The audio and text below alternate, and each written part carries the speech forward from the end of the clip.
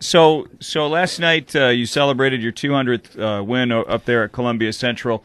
I read your stuff on the Facebook, but why don't you just talk about what that meant to you and your program?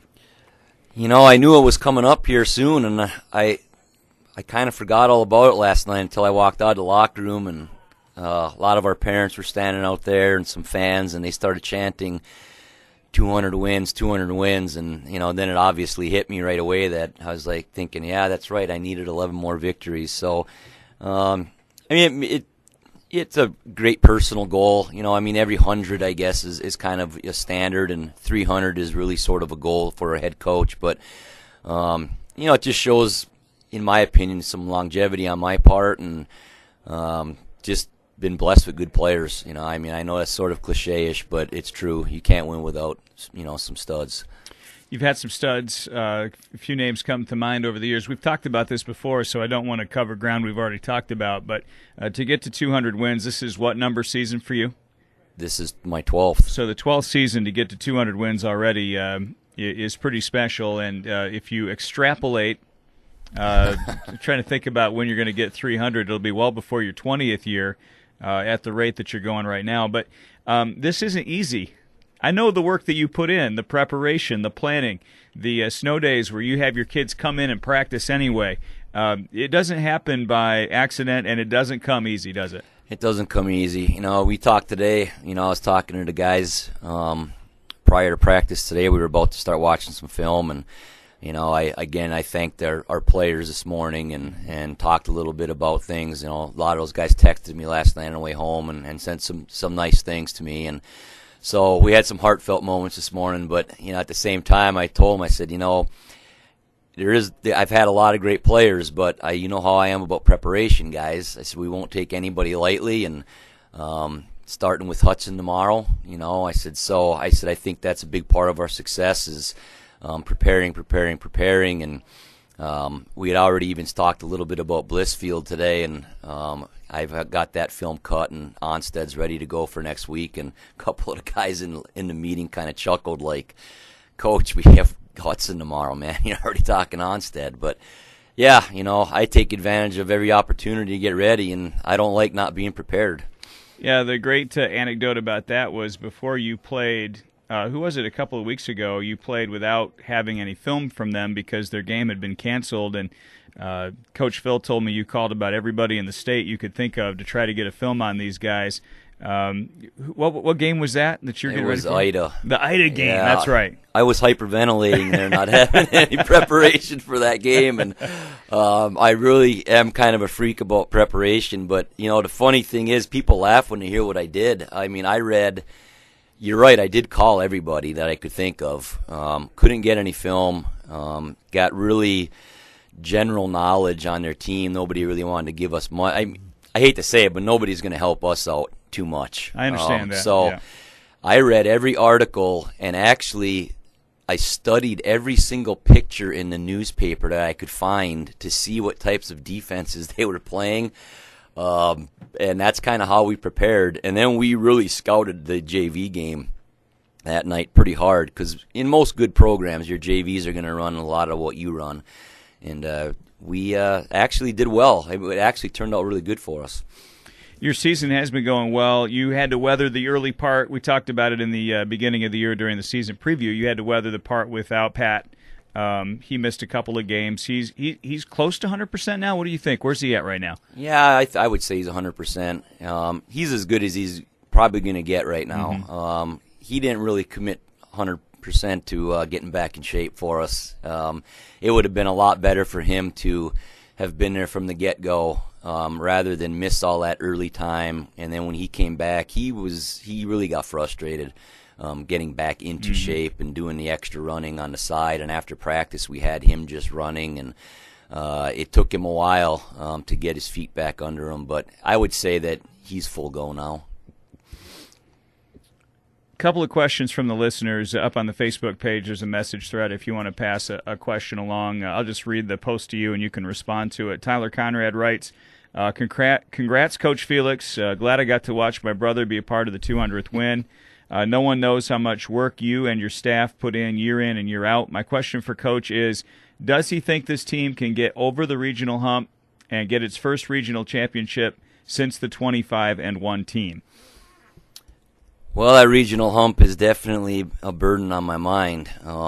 It's been disappointing that we haven't been able to get over that hump, but I will say it's going to be an extremely difficult chore this year as well. And if you look at the teams we'd have to face, one, we're going to have to, we're going to face off with Mendon right away in districts. They were 17-3 last year, and from what I understand, only lost one player off that team. So I don't know what that even holds for us as far as that concerned. But I know our region would probably contain Homer, who's undefeated, and I talked to Chad Mortimer from Hanover the other day, and he said Homer is unbelievably good, and then Addison is also going to be in that region as well, and currently they're undefeated, and sport a kid that's going to go Division I who's 6'10" and can flat out play. So that region is going to be a bear, and if we get in there, that's three really good teams sitting in there. I don't even know who the other region is. I'm worried about those two right now. So great question. I'd love to make it over that hump, but it's going to be hard. Peggy Atfolder writes, "Congrats, Coach Felix. It was terrific to watch your players congratulate you last night." So set the scene, because I wasn't at the game. A lot of our listeners might have been. Some of them weren't. What did they do after the game? After it was kind of knowledge for all of them that you hit that 200 win plateau. Well, like I said, I came out of the locker room and I did my interview there with M Live, and then I don't know, there must have been 70 people standing there, I would guess. I don't know, maybe I'm wrong, but they just started chanting 200 wins, 200 wins, and hands kind of in the air, fists pumping, and it just kind of, a mob kind of surrounded me, and a lot of pats on the back, shaking my hand, grandmas and grandpas, and it was awesome. It was kind of a special moment for me as a coach, and you come out of a hard fought game, and that was real special for me.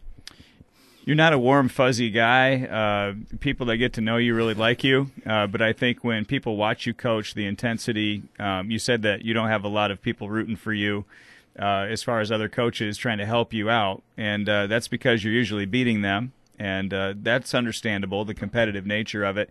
But also the fact that you've been able to be at Hillsdale for 12 years. A lot of coaches have been fired in that time.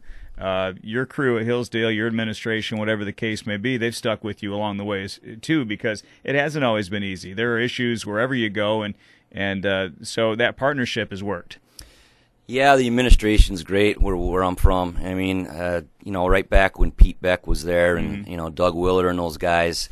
Not that I didn't have any closed-door meetings with those guys. Those come everywhere, but they had a lot of interest in keeping me there, and I know I've mentioned on this show that I was really close to retiring there 3 or 4 years ago, and our administration really wanted me to stay on, and it was nice that they wanted that, and encouraging me and whatnot. And that's why I think last night was so special, is because you're right, I don't come off as a warm and fuzzy guy. I'm not that social. I duck out of the gym pretty quickly after games, and I am sort of humble in a way. With even the 200 wins, I was almost sort of embarrassed last night by that. And even when after games, I like to get out of the gym because I don't care for a lot of the pats on the back. I'd rather have the guys go out there and have the parents and everybody talk to them instead. And so, yeah, it was really nice to have have the people support me last night. And you're right, a lot of coaches aren't going to, help me out too much in scouting ways. And I understand that. I've been, people don't realize I've been in this for a long time, and I was on the other end. When we were in the Twin Valley, I had my share of 2-18 seasons, 4-16, and getting crushed every night. And, I looked across the way at other coaches too and thought, yeah, you like us because you always kill us. So, and I want nothing more than to beat those guys. So I understand. I want to go back a couple of nights ago. I told you 10 minutes, and it's been about 12. I won't keep you much longer. I know you're busy. That's fine. A couple of nights ago, the homecoming game was a special night. I thought Brandon was as good as I'd ever seen him from the perimeter game, knocking down some shots. And your team taking on a team that was undefeated in the league in Dundee, that was a big, fun night of basketball up at Hillsdale High School, wasn't it? Yeah, it was a great night. I mean, I wish we could have played it on Friday. Personally, right. I think it would have been a bigger crowd than what we had. And we still had a good crowd, and it was still exciting. I'm glad we could make it up on that Saturday. Brandon had a good night. Brandon keeps plugging along. He's such a team player for us. He's sort of closing in on that 1,000-point mark, and I'll tell you, he doesn't get caught up in that at all. We've had a couple of conversations about it now, and it's always team first with him. And, even last night, M Live was interviewing me, and they mentioned how Brandon doesn't seem to force a lot of shots, and I think it comes with him being on the varsity now for 4 years. Yeah. I kind of chuckled with M Live. I said, I've been yelling at him for 4 years about shot selection. So I think he finally figured out what's a good shot and what's not a good shot. So, I look at your buddy Martin back here. We still got to work on his shot selection a little bit once in a while. But, it was a good night. And our team is coming along right now. If there's one thing we're fighting, and the guys know it, is we're fighting a little complacency, I think. Mm-hmm. Not even during games, but I just got to keep them focused to the point that they know, you got to know that you can be beat any night. Mm-hmm. My son Adam, before every game he gets so nervous. And he's always asking me, Dad, you think we're going to win? Dad, you think we're going to win? And I know he just wants the old father to say, yes, we will win tonight. And I always have to tell him, you never know. Yeah. You never know from one night to the next. You always got to keep your guard up and then keep fighting forward. Surprises this year so far? We did a really nice preseason show. It's available on the YouTube channel or the Facebook page when we really broke down your expectations for the year going forward. You're halfway through, a little bit beyond that point right now. Anything surprised you so far? Maybe a guy that stepped up that you hadn't necessarily counted on? Well, I remember mentioning Trey. Conrad is being a possible huge contributor for us, and he's really come a long way. I really appreciate all the time he put in this summer, improving his game, and he gets out and runs the floor for us so well, and has really developed into our number one defensive player now as well. It's easily between him and Andrew Wilcox, and if the kid's a little taller, we'll put Andrew on him, but Trey did a fantastic job at Erie Mason playing defense on their best kid. Quite frankly, Martin's coming along. He's been consistently, double-double type kid for us here of late. We're really pleased with Joe Phillip. Every intention with Joe was to bring him up and kind of fill spots until we got healthy, and he gave every indication to our coaching staff that he wasn't interested in going back to the JV. Mm-hmm. And, again, he's been a great defensive player for us. You don't get recognized for defense much in basketball. In football, they're registering your tackles and whatnot. But in basketball, it's sort of unseen. And you have to play defense for me to play you. And, Joe's done a great job. And right now we're kind of excited about Ben Baxter. He's struggled here for his first two months or so. But, he's getting comfortable now as well. So we think the future's bright, and we can keep clicking along. When we watch you guys play, and when it's humming, you're creating turnovers, you're getting into transition, easy baskets, and the guys really do seem to play with low egos. I've always thought that about your team this year, coming into this year. I don't think that anybody's really caught up with being the leading scorer. They just want to win, and I was talking to Trey about that the other day, and he echoes that 100%. He's not just saying it either. It's not just a statement, that's going to sound good. These guys want to win games, and I think you do a good job, and you can maybe talk about this a little bit. Right at the beginning of the year, you tell the guys what their role on the team is. This is what I want you to do, right? And so I don't think there's a lot of guesswork with your team. They know what their role is. They feel comfortable in that role. They're trying to get better at it. But I think that's important, isn't it? I think it is. And, the first time it really came into, I guess, I never knew how important it was until Tyler Lacer went to college. I always felt like that was just part of the job as coaching, is you just tell this kid, you may not play much, or hey, you need to rebound. And and I don't expect you to score, or I expect you to score, and whatnot, and give everybody a job in every facet of the game. And Tyler said he went to college, and he went to Division I, and he called me one night, and he's like, I don't know my role on this team, Coach. He said, Coach doesn't tell me what I'm supposed to do and what my job is, and nobody knows what their job is on this team. And he goes, we're floundering around out here.